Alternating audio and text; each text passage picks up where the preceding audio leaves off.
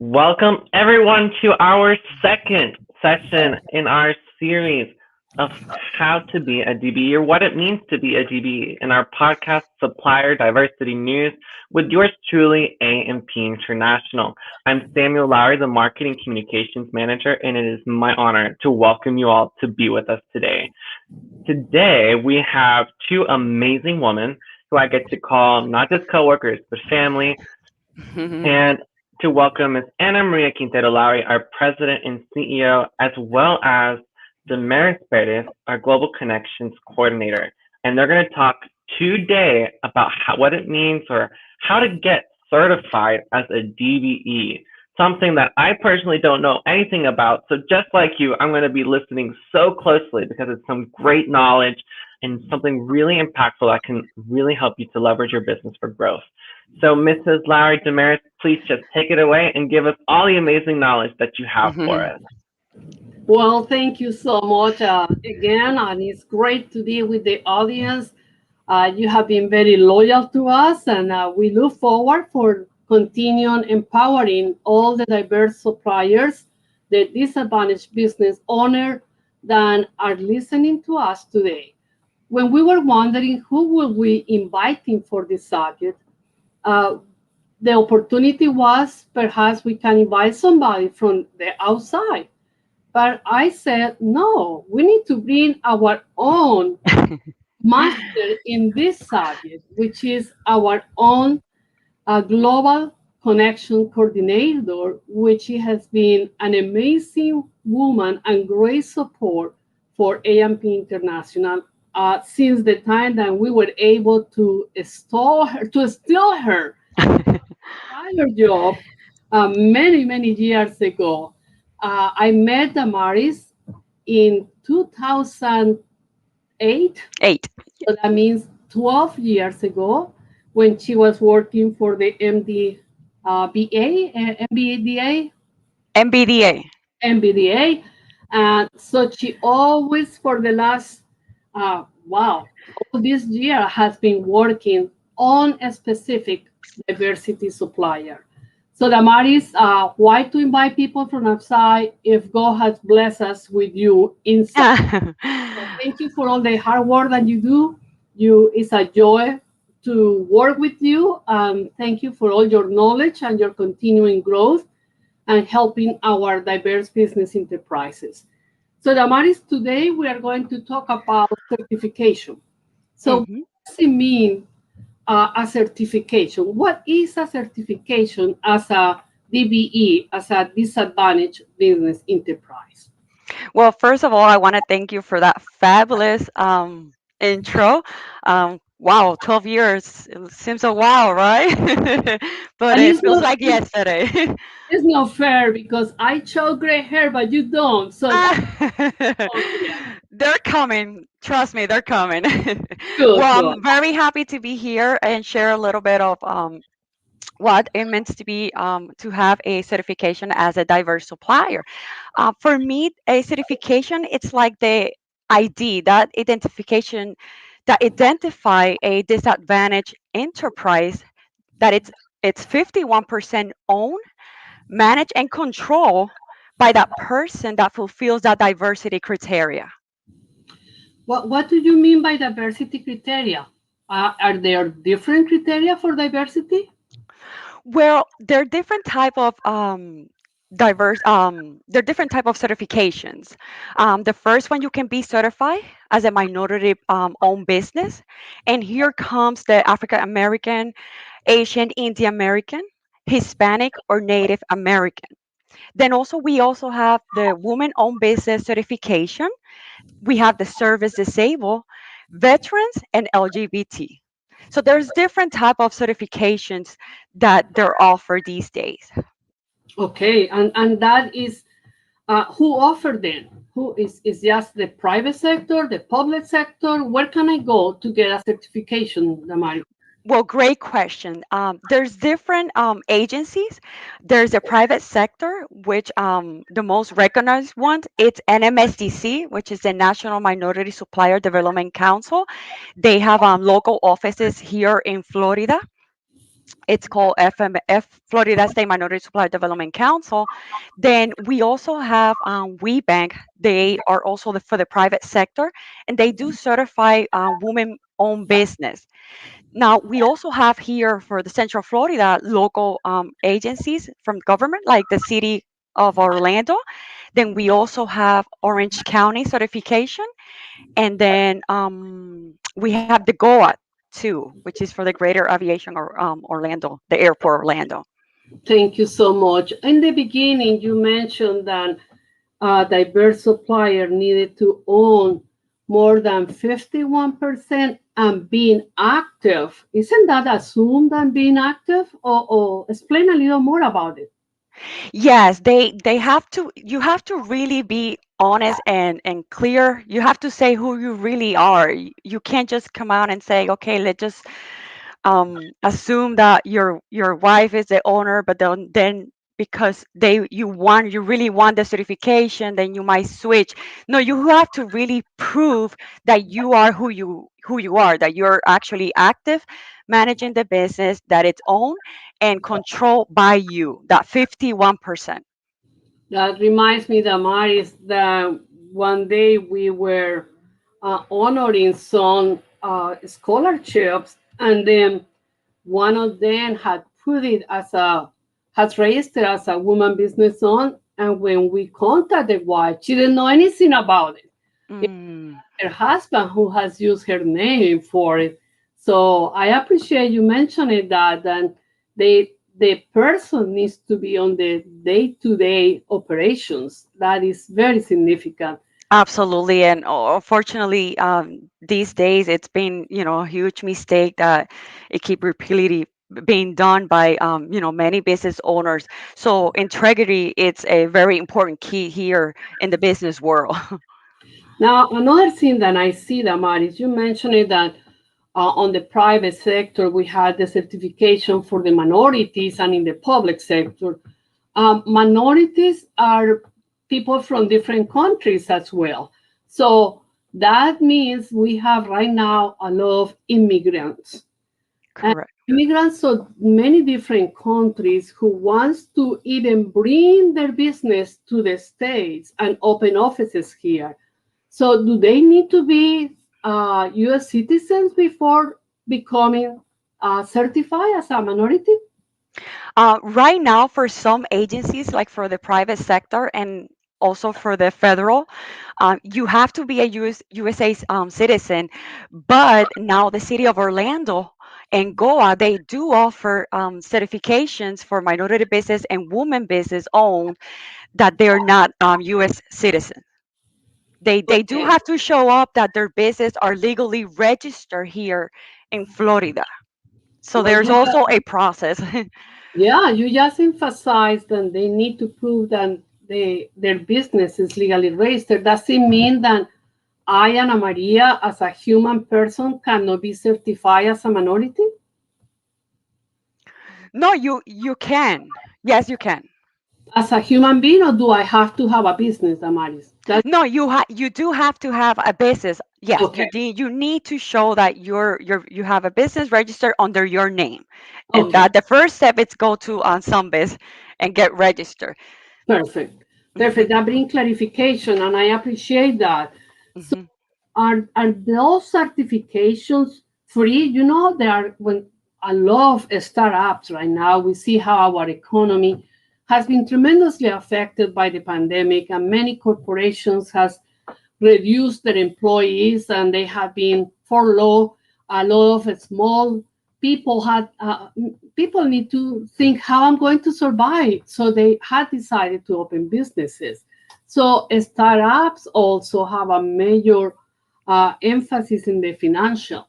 So Hmm. is certifications free, or do the minority and the diverse or the disadvantaged has to pay anything? Tell us about that. Okay, well, for the private sector, there is a fee. It goes by your sales. But then also, if you're a startup and looking to get certified local, I strongly suggest to get certified by the city of Orlando. There's no fee for that, as well for the Orange County and the Goa as well. So those are good start for the startups to start getting registered as a get certified. I'm sorry. Now, Maris, we always encourage our audience to write in the chat. Could you write your email address in case anybody needs any information in how to register, or either with the city of Orlando or with any of the other agencies? I know that major role for you in our people and our clients has been to help them understanding the Mhm. process, sending the links for registration. Could you type? That's awesome. Thank you so much. And again, anyone who is listening, please be sure to type any questions on the chat.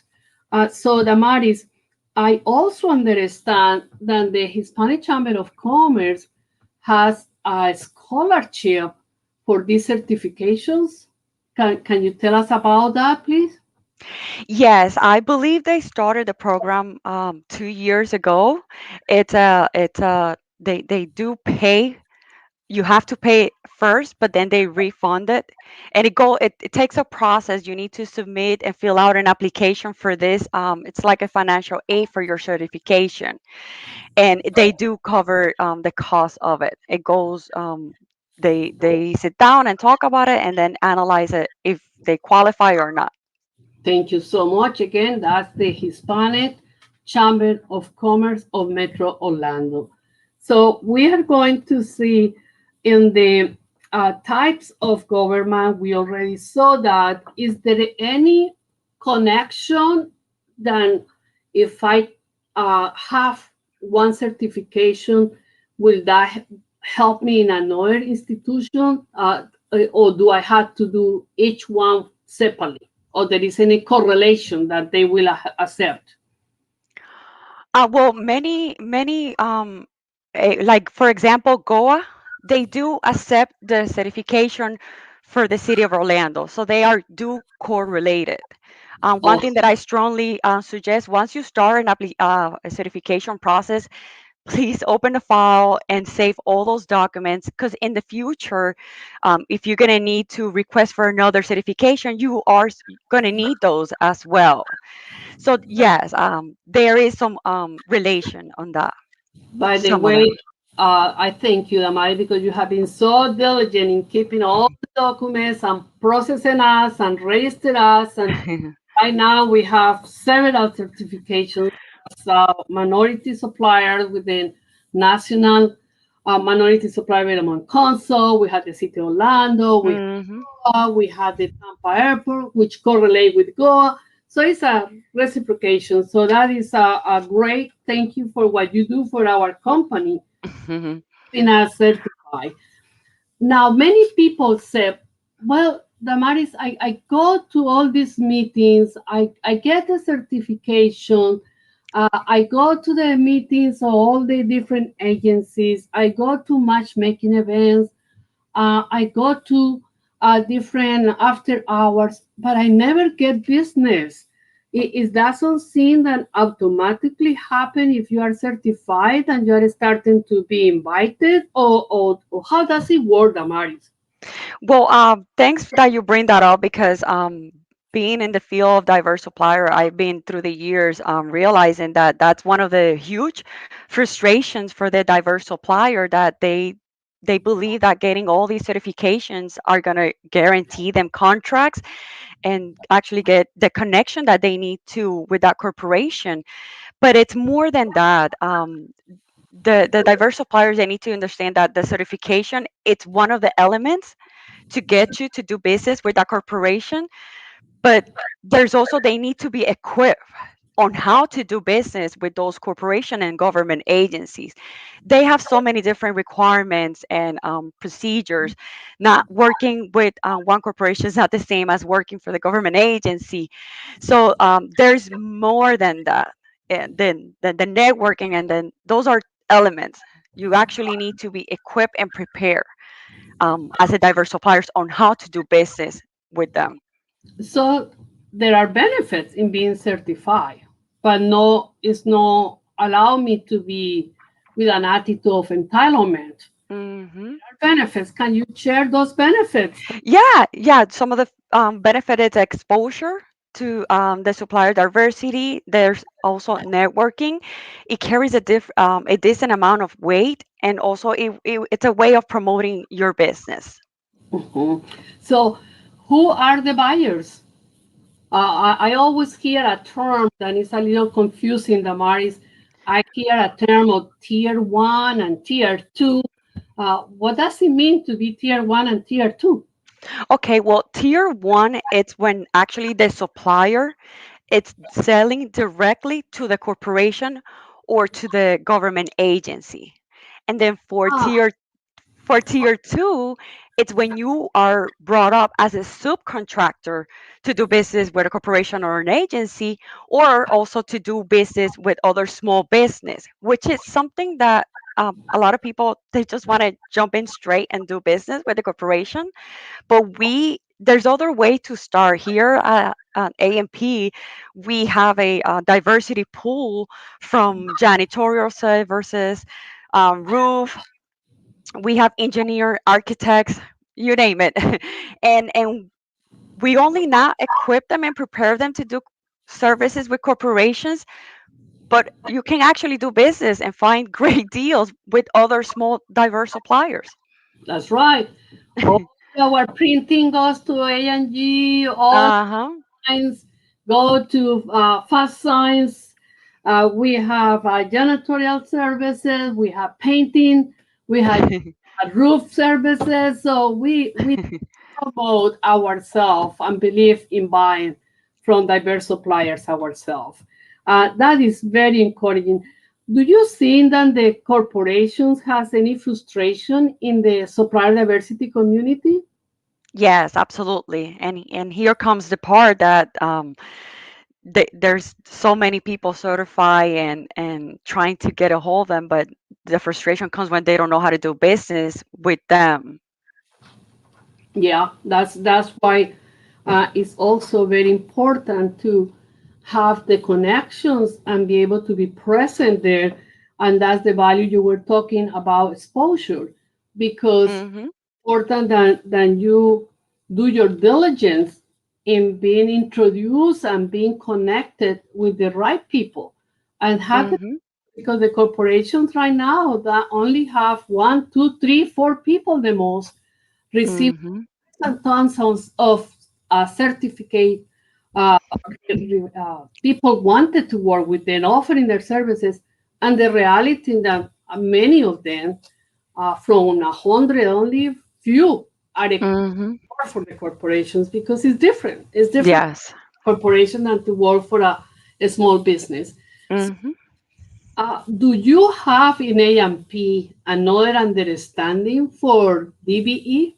Of course. And that's doing business with excellence. That's the main key. And what does it mean, Damaris, doing business with excellence? First of all, integrity and just do the best and giving that extra mile that we do for that diverse supplier. Does it mean you have to deliver what you promised, Damaris? Absolutely. Absolutely. Yes, and that's very important. Well, thank you so much, Damaris, again for the beautiful work that you do. We are very excited that you have been part of our team, that you are part of our very proud of all what you have done and all your accomplishments. You have been one of the mayor nominees for 40 under 40. Mhm. That group anymore, Damaris. So I know. what we're gonna do. But thank you so much and continue doing the great work. Thank you for having me. Pleasure. Wow, ladies, that was amazing, and thank you so much, Damaris, for all of that amazing, amazing knowledge. One of my key takeaways from what we were talking about is that we as diverse suppliers have to have integrity throughout the certification process. And for me, that just lighted a bulb, like, like, oh, because as part of the success story, well, eventually I will be the owner of AMP. But what that means for me is that I can no longer have that woman business owned certification. But my Mhm. one question to you is now, even though I was born here in the state, but I have Hispanic background, am I able to apply for the minority-owned business as a Hispanic? Absolutely.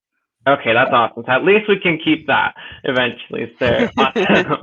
Alrighty, thank you to Good. both of you.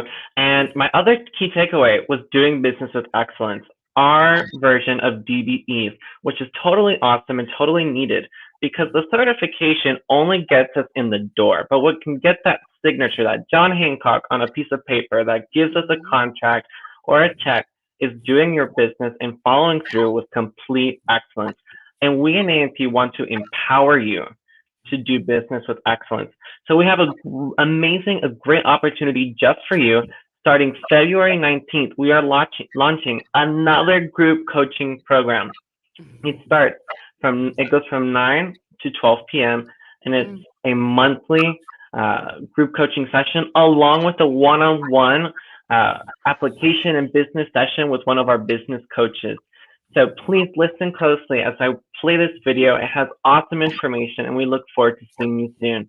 But as soon as that video ends, we want to just thank you so much for being with us for these 23 minutes of your time during your lunch break. And we just hope you have an amazing rest of your day. Alrighty, bye friends. And here's more about group coaching. Thank you, Samuel. Thank you, Damaris. Are you seeking to rebuild your business and structure your business for optimal growth? A&P International invites you to join our group coaching program starting February 19. This program is designed for the micro, small, and medium-sized business owners seeking to develop or redefine the foundation of their business to maximize their potential and their influence in their markets and community. If this is you, this is where you want to be. Register today to join a group of fellow entrepreneurs with the same mindset for growth. Group will be launched on February 19 from 9 a.m. to 12 p.m. And then we'll continue to meet every fourth Friday until the group graduation on January 2022. Along with a group session, you will gain access to an individually monthly session with a business coach. They will ensure that the information and tools you learn are quickly applied to you and your business. So go ahead and dedicate your 4 Fridays of the month for business growth with A&P International. And if for any reason you cannot make it, all sessions are recorded and made available just for you. See you soon.